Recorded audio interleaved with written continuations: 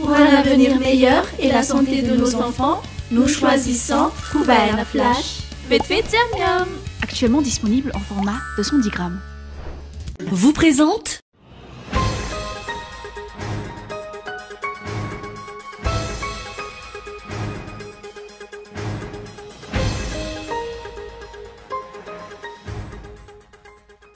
À l'île Maurice, plusieurs responsables liés à l'affaire Mam Ravalomangue, soupçonnés de blanchiment d'argent, ont démissionné, dont Gilbert Noël et le commissaire Junaid Fakim de la Financial Crimes Commission. Une fillette de 13 ans est morte ce matin dans un incendie au camp luthérien Lave à Bobo. Les flammes se sont rapidement propagées et la jeune victime, tentant de les éteindre, a été piégée à l'intérieur. De l'actualité internationale, le Parti des Travailleurs de Kurdistan a annoncé dimanche qu'il retirait toutes ses forces de Turquie vers le nord de l'Irak, pressant aussi Ankara de prendre sans délai des mesures juridiques pour sauver le processus de paix entamé il y a un an.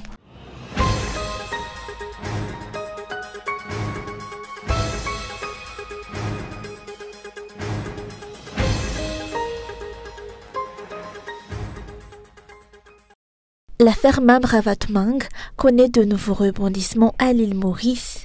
Tous les responsables cités et se sentant liés à l'homme d'affaires malgache soupçonné de blanchiment d'argent ont présenté leur démission. Gilbert Noël a ainsi quitté ses fonctions au sein du conseil d'administration d'Airport Holdings Ltd, de Mauritius Helicopter Ltd et de Jet Prime Ltd. Il est soupçonné d'avoir joué un rôle dans l'introduction du jet privé transportant Mam Ravalomangue et l'ancien Premier ministre Christian Tse, chacun accompagné de son épouse à Maurice dans la nuit du 12 octobre dernier. Par ailleurs, Junaid Fakim, commissaire à la Financial Crimes Commission, a également démissionné après avoir été cité en lien avec l'équipe de Ravalomangue. Selon des sources concordantes, il aurait tenté de quitter le territoire mauricien aujourd'hui, mais les autorités lui ont refusé l'embarquement. Une enquête devrait être ouverte sur ses liens présumés avec Nasser Bekki, déjà arrêté dans le cadre de cette affaire. L'ancien commissaire a toutefois déclaré que sa démission reposait sur des raisons personnelles. L'évolution de la situation est désormais attendue. Ainsi, à Maurice, les responsables soupçonnés d'implication dans des affaires de corruption ou d'irrégularité ont préféré se retirer d'eux-mêmes sans attendre d'être révoqués. Un contraste marqué avec la pratique observée à Madagascar, notamment sous le régime Radwil. Dans le pays, plusieurs représentants nommés ou élus, malgré des irrégularités avérées, ont été maintenus et parfois même protégés. On se souvient de l'affaire des Boeing 777, de l'or exporté en contrebande puis transformé en lingots de fer, de l'affaire écran plat ou encore d'autres dossiers de corruption restés sans suite. Le problème ici à Madagascar, en fait, c'est pas tellement les structures, hein, c'est véritablement des questions de femmes et d'hommes qui ont perdu toute mesure d'éthique et de morale. C'est-à-dire qu'il n'y a plus de conscience par rapport au fait que le pouvoir qu'on vous a remis, qu'on vous a confié, un pouvoir public, c'est d'abord se mettre au service de la population, c'est mettre au service du pays, et non pas au service de vos intérêts personnels et de l'intérêt de quelques groupes de personnes. Les responsables malgaches, qu'ils soient nommés ou élus, gagneraient à suivre l'exemple mauricien, c'est-à-dire faire preuve de responsabilité politique, écouter la voix de la conscience et démissionner lorsqu'ils sont éclaboussés par des affaires douteuses. Les autorités malgaches devraient également s'inspirer du courage institutionnel de leurs homologues mauriciennes en osant ouvrir des enquêtes et en appliquant la loi, même contre les puissants. Car aujourd'hui encore, ce sont souvent les pays étrangers qui se chargent de révéler et d'enquêter sur les affaires de corruption concernant Madagascar. Quel que soit le pouvoir, que ce soit au gouvernement, que ce soit au Parlement, eh bien, c'est-à-dire que vous êtes aussi donc sous le coup de la loi. C'est-à-dire qu'on dit toujours que Madagascar il y a l'état de droit à Madagascar. Non. L'état de droit n'a pas existé à Madagascar, ou alors il est très très faible. Il a été très affaibli par cette façon de gouverner, qui est véritablement de prédation, hein, plus exactement, que de service pour la population et pour le pays. C'est ça qui pose un réel problème à Madagascar. Ce n'est pas tellement les structures. Les structures, nous les avons, hein, mais c'est l'application et surtout le respect de la loi pour l'application donc de ces structures-là et des politiques qui sont mises en œuvre. Selon les dernières informations, David Jean-Christian Thomas, chauffeur et bras droit de Mambravatmang, arrêté vendredi dernier, a été déféré devant le tribunal. Son interrogatoire se poursuivra jusqu'à demain. Nasser Osman Beki a également comparu aujourd'hui et a été placé en détention.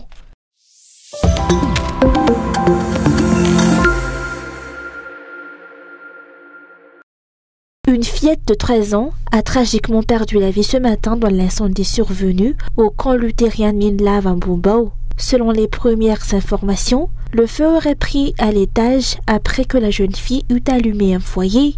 Les flammes se sont rapidement propagées à d'autres parties du bâtiment. D'après les témoignages recueillis sur place, la victime aurait tenté d'éteindre l'incendie elle-même avant d'être piégée à l'intérieur. Une petite fille de 13 ans est décédée dans l'incendie.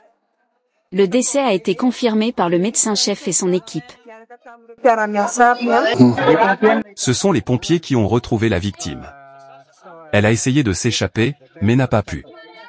Le terme scientifique est bien carbonisé. Le sinistre s'est déclaré vers 9h30 du matin. Son extinction a nécessité plusieurs heures d'efforts conjoints entre les pompiers et les habitants du quartier.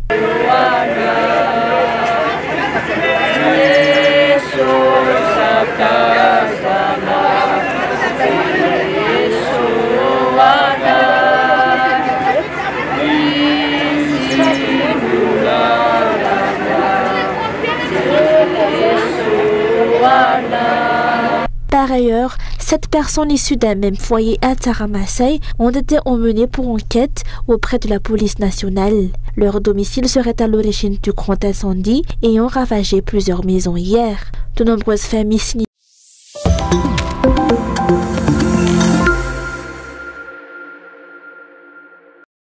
Face aux accusations des partisans de l'ancien régime, qui estiment que le régime dirigé par le colonel Michael Randjinirine a usurpé le pouvoir, le général Lilson René de Rolon a tenu à réaffirmer une position sans équivoque. Selon lui, le pouvoir émane du peuple et ce sont les citoyens eux-mêmes qui ont choisi les dirigeants actuels. Il rappelle que lorsque les dirigeants échouent à remplir leur mission, le pouvoir retourne naturellement au peuple. Anjadwin et son équipe ont trahi la confiance populaire en ne respectant pas leurs engagements. Le mouvement populaire qui a conduit à leur chute serait donc, selon lui, légal et juste. Un président est légal quand il est élu par le peuple. Il a sa légitimité tant que la majorité du peuple le soutient encore. Mais lorsque le peuple constate que le développement promis n'est pas au rendez-vous, et qu'il voit surtout les dirigeants s'enrichir, piller les ressources nationales, transférer des sommes astronomiques à l'étranger, il comprend. Le peuple n'est pas dupe. Il observe, il attend, et lorsqu'il n'en peut plus, il se soulève. Le général souligne que les forces de l'ordre n'ont pas vocation à servir un individu, mais la nation tout entière. Selon lui, l'armée a simplement assumé ses responsabilités en se rangeant du côté du peuple dans un esprit de salut national.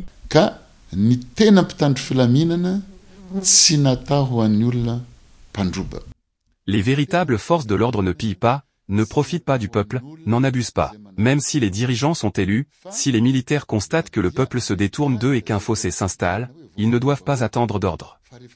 Leur devoir est d'aider le peuple, car c'est la raison même de leur existence. C'est une leçon pour ceux qui gouverneront demain, aider le peuple est un devoir sacré. Et je suis convaincu que j'accomplis ce devoir sacré.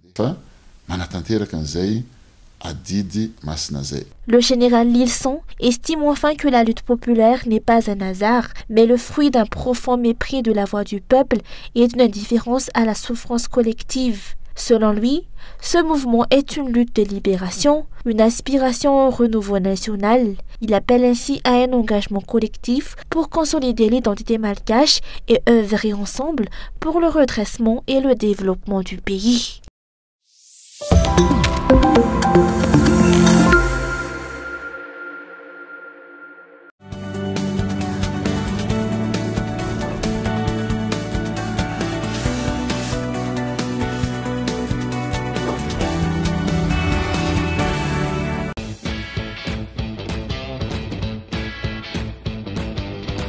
Marre de payer trop cher pour vos trajets? Avec InShave, vous choisissez le prix. Oui, ici, pas de tarifs imposés. En quelques clics, trouvez un trajet, négociez et partez. C'est simple, rapide et plus juste pour tout le monde. Téléchargez l'application InShave et reprenez le contrôle de vos déplacements.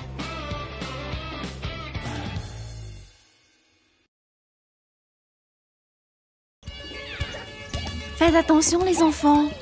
Devine quoi là-haut? Rad est encore premier de sa classe. Waouh, félicitations. J'aimerais tellement que ma fille réussisse aussi bien. Quel est ton secret? Depuis ces 6 mois, je lui donne Kubaena Flash. C'est fortifié avec 25 vitamines et minéraux. Je veux qu'il réussisse et ça commence par une bonne alimentation. Et c'est pour ta fille et tu verras la différence. Merci Rassou, tu me donnes de l'espoir. Je veux aussi le meilleur pour ma fille. Pour un avenir meilleur et la santé de nos enfants, nous choisissons Kubaena Flash. Faites miam miam. Actuellement disponible en format de 110 grammes.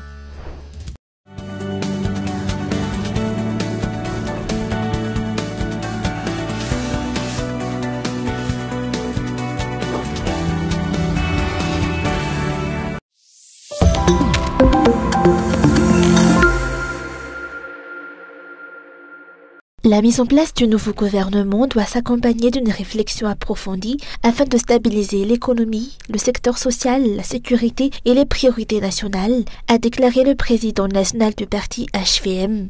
Selon lui, un travail d'envergure attend la nouvelle équipe dirigeante pour répondre aux changements structurels exigés par les Malgaches. Le pays, dit-il, a souffert du manque de maîtrise des priorités, ce qui l'a conduit à la misère.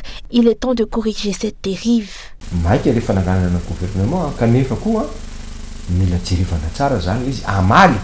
La mise en place du gouvernement est urgente, mais il faut surtout s'assurer qu'il répondra aux besoins réels du moment, les besoins économiques, alors que nous entrons dans l'élaboration de la loi de finances, les besoins sociaux, car la population se plaint du manque d'eau, d'électricité et de la dégradation des routes au moment des récoltes. Il y a aussi la question de l'insécurité. C'est un travail colossal qui attend le gouvernement, car tout semble prioritaire. Il faut également garantir la stabilité du pays, notamment vis-à-vis des positions de la communauté internationale. Les temps sont difficiles, et l'exercice du pouvoir actuel ne l'est pas moins.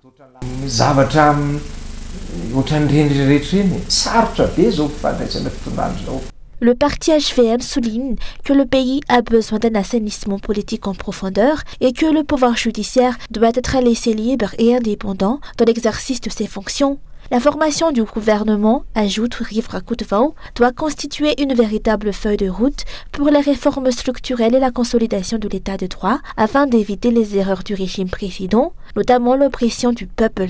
Selon les autorités, la nomination des membres du gouvernement devrait être annoncée demain mardi.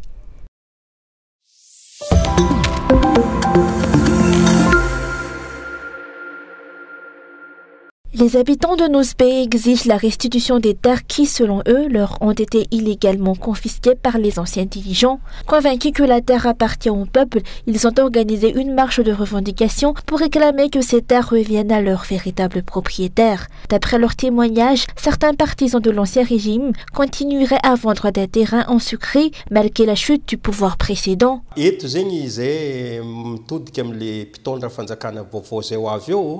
Nous nous adressons aux nouveaux dirigeants.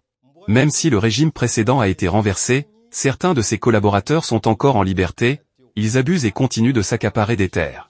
Nous devons rester vigilants, citoyens comme dirigeants, car certains de ces individus sont toujours là. Les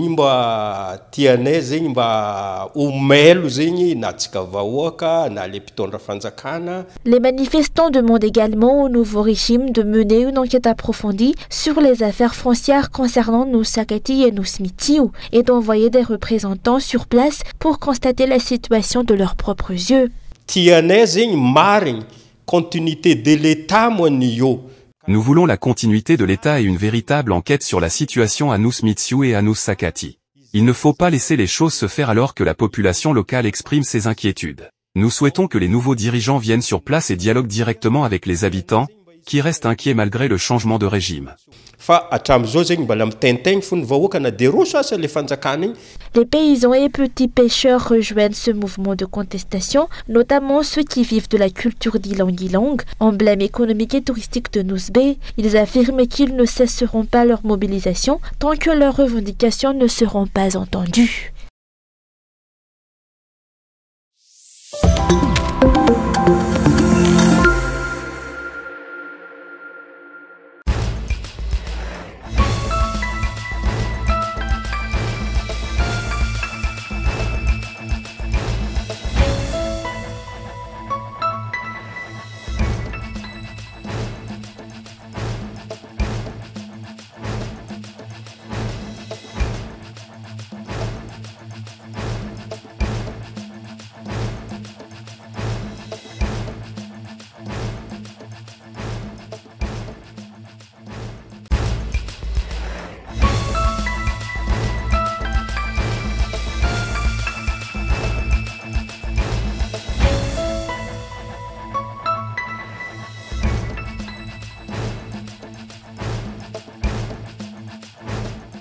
Pour un avenir meilleur et la santé de nos enfants, nous choisissons Kubaena Flash. Vite fait, miam miam. Actuellement disponible en format 210 grammes. Vous a présenté